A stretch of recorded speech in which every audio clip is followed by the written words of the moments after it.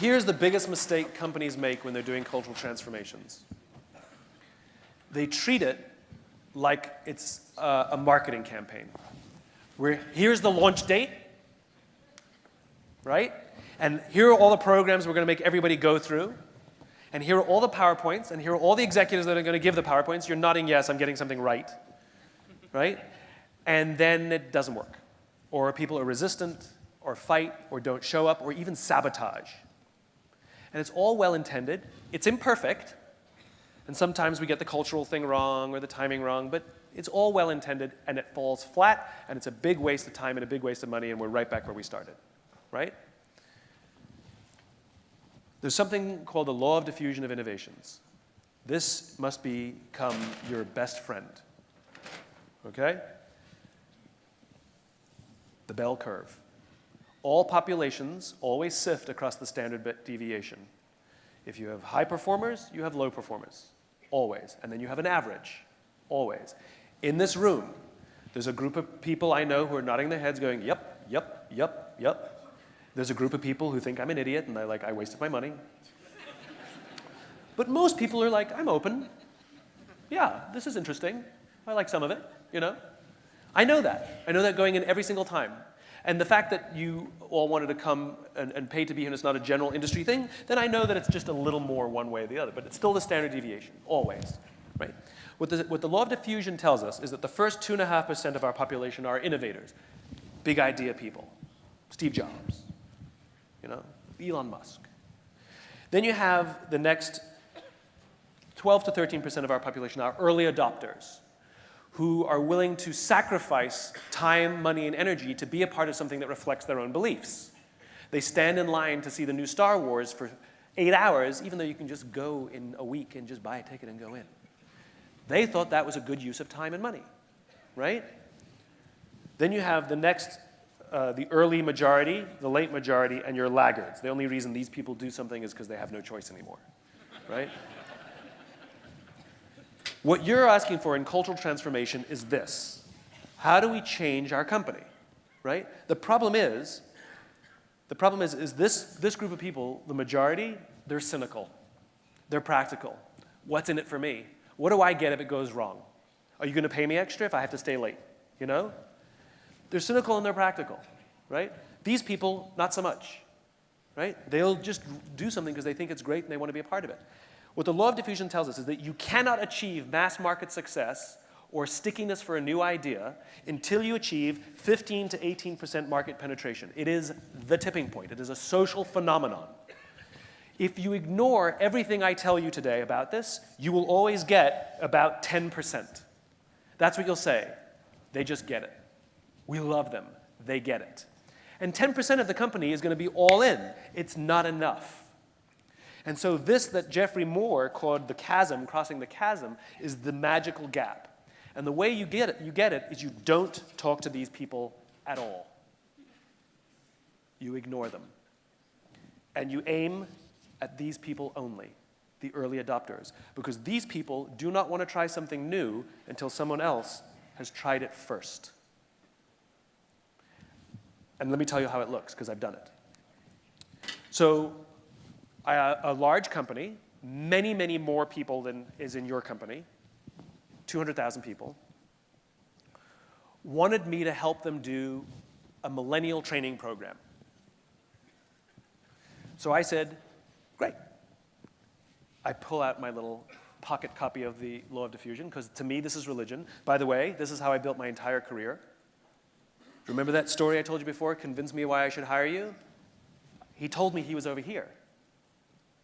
He didn't tell me he was over here. I could hear that. I ignored him for now. I'll get him later, right? Someone else will get him later. So here's what we did. What the company wanted to do was traditional. They wanted me to design the program. We're going to launch it. We're going to make videos. They want me to be on the videos. And then we're going to have the training program, and we're going to force all the millennials to go through the training program. It'll be amazing. And I'm thinking it's going to fail. So this is what I said. I said, I'm going to do one workshop once. And we will make it open to anybody born after 1984 only. Which means if you were born before 1984, you're not eligible. That keeps all the senior executives out. So they can't come and watch and make sure. And the people who come in, we only have 100 seats, 125 seats, and they have to apply. Because I want people to put in extra time and extra energy. And the problem with the internet is we've made everything easy. Let's try and make everything as so easy as possible. Click, click, click, click, click, you're in.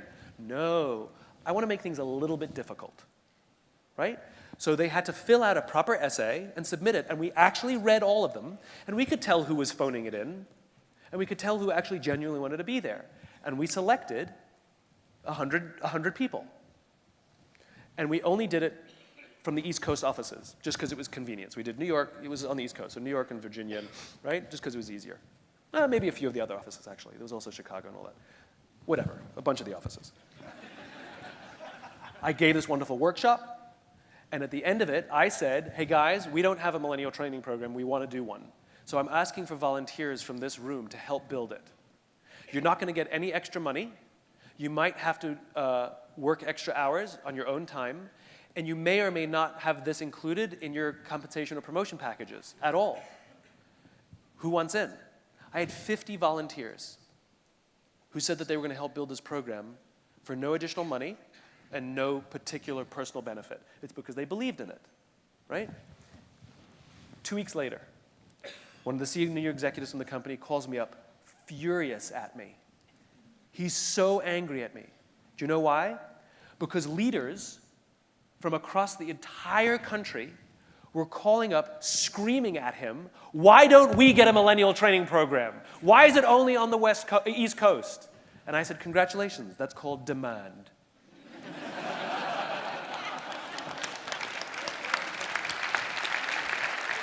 Because they all went back to work and said, this is amazing, right?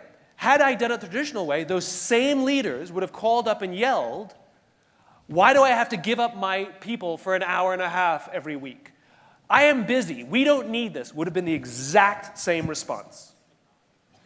So you want to make it slightly difficult, an invitation, voluntary, and invite them to actually help you build it, because then it has a grassroots nature. And so now you're doing things from the top and the bottom. So you have the formal corporate stuff, always voluntary, and the stuff from the bottom coming from them, and you help them and you give them resources, and then you create a scenario where you can check in with them, and they can all check in with each other once a month on a conference call, and all share best practices so that you can take something that's working in one country and try it in another country, and you will learn from them and you'll give them resources. And in time, I don't know how long, and this is why companies don't like this, it 100% works, I just don't know how long. 1 year, 2 year, 3 year, I don't know.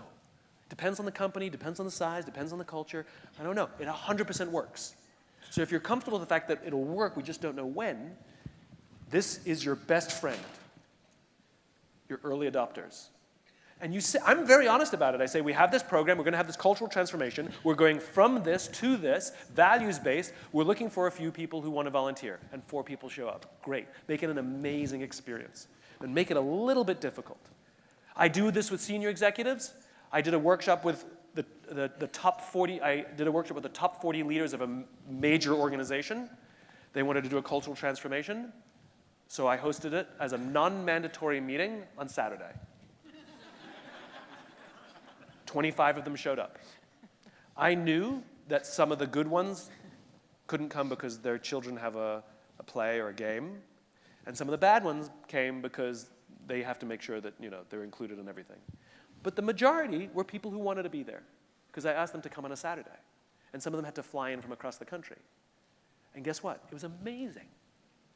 So make it a little bit difficult. And this, go read about this. It's, you can just go sit in the bookshop and read Start With Why. It's one chapter in there. You don't have to buy the book, just go read the chapter. But this is your baby. This is your baby.